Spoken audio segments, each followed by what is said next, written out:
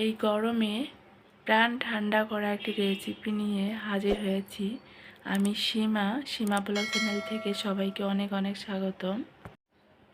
বাজারে এখন কাঁচা আমের মৌসুম চলছে, আর সেই কাঁচা আম দিয়ে একদম পারফেক্ট দোকানের মতো কাঁচা আমের মিল্ক পুডিং রেসিপি শেয়ার করছি। এই রেসিপিটি বানানো ভীষণ সহজ, খেতে দারুণ টেস্টি হয়। রেসিপিটি ভালো লাগলে আমার চ্যানেলটি সাবস্ক্রাইব করবেন এবং বেল বাটনটি অন করে রাখবেন আমার পরবর্তী ভিডিও নোটিফিকেশন সবার আগে পাওয়ার জন্য। তো চলুন বন্ধুরা, শুরু করা যাক। আমি এখানে প্রথমে কাঁচা আম নিয়েছি। আমগুলো খোসা ছাড়িয়ে নেব। খোসা ছাড়িয়ে আমি কিন্তু ছোট ছোট করে পিস করে নেব। তো দেখুন বন্ধুরা, আমার কিন্তু ছোট ছোট করে পিস করা হয়ে গেছে। আমি কিন্তু এইভাবে কেটে নিয়েছি, আপনারা চাইলে কিন্তু অন্যভাবে কাটতে পারেন। তো এবার এটা আমি সিদ্ধ করার জন্য দিয়ে দেব। তো আমার 5 মিনিটের মতো সময় লেগেছে, এখানে আমি ঢাকনা দিয়ে ঢেকে দিয়েছিলাম। এবার আমি এটা ছেঁকনির উপরে সেই আমের ইয়াগুলো নিয়ে নেব। নিয়ে আমি কিন্তু দেখুন আমের পিউরিটা বের করে নিয়েছি। এবার আমি ওই কড়াই কিন্তু সেটা দিয়ে দেব। দিয়ে দেখুন এখানে চিনি দিয়ে দেব।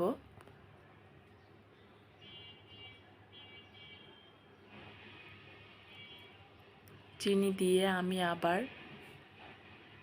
একটু কুক করে নেব। দেখুন বন্ধুরা,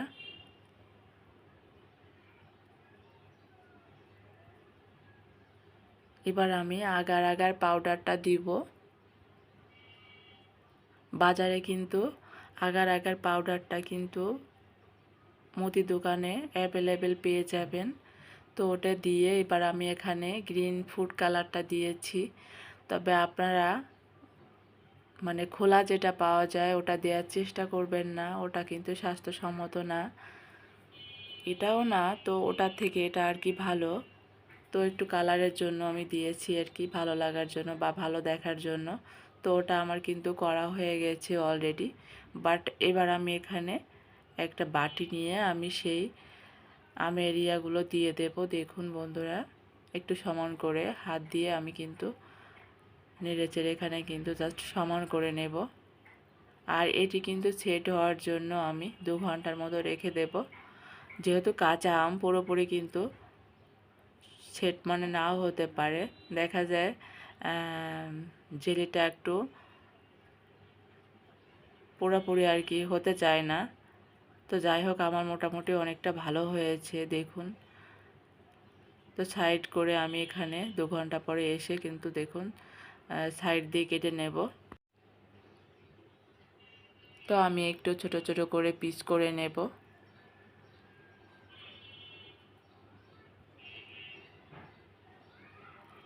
ঠিক এরকম করে।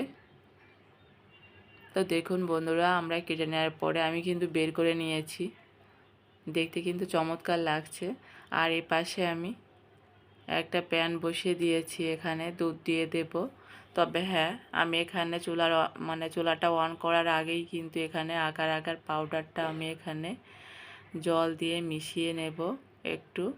ওটা আমি দিয়ে দেব। পরে আমি কিন্তু চুলাটা অন করে নিয়েছি দেখুন, তাহলে কিন্তু ভালোভাবে মিশে যাবে আর কি দুধের সাথে।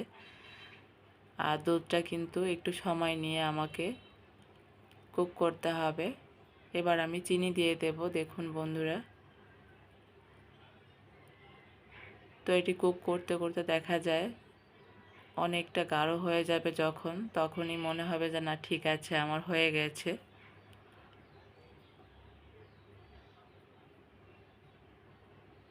আর এখন যে গরম পড়ছে, আমার মনে হয় এই পুডিংটা সবার জন্যই পারফেক্ট। তো আমি এখানে একটা পাত্র নিয়েছি, একটু লম্বা ধরনের। আপনারা চাইলে গোল কোনো বলও নিতে পারেন, সমস্যা নেই। তো আমি সেই দুধটা দিয়ে একটু ঠান্ডা করে নিয়েছি। তো এবার আমি সেই আমের যে ইয়াটা ছিল ওটা দিয়ে দেব, জেলিটা। এটা আমার দেখা আপনারা আগে থেকে জেলিটা দিতে পারেন। তো আমি একটু পরে দিয়েছি। দিয়ে দেখুন আমি কিন্তু 2 ঘন্টার মতো ফ্রিজে রেখে দেব।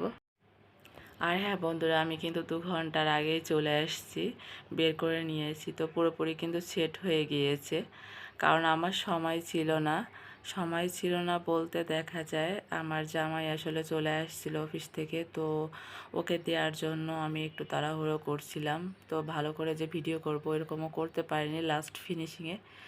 তো দেখেই আপনারা বুঝতে পারছেন এটি কিন্তু দারুণ হয়েছে। দেখুন, হয়তো বা আরেকটু সময় নিলে আরেকটু ভালো সেট হতো। তো আমি কেটে দিয়েছি আমার জামাইকে, এবং তা অবস্থায় কিছুটা ভিডিও করেছি। তো যাই হোক বন্ধুরা, এটি যেহেতু আসলে যারা বাইরে থাকে, অফিস বা ব্যবসা বাণিজ্য করে বাইরে থেকে, কিন্তু বাসায় এসে একদম কি বলবো, এরকম যদি একটি কাঁচা আমের মিল্ক পুডিং সামনে দেওয়া যায়, আমার মনে হয় মানে প্রাণটা একদম জুড়িয়ে যাবে। তারাও একদম খুশিতে আত্মহারা হয়ে যাবে, আপনি পঞ্চমুখ হয়ে যাবেন। আর দেখুন বন্ধুরা, কতটা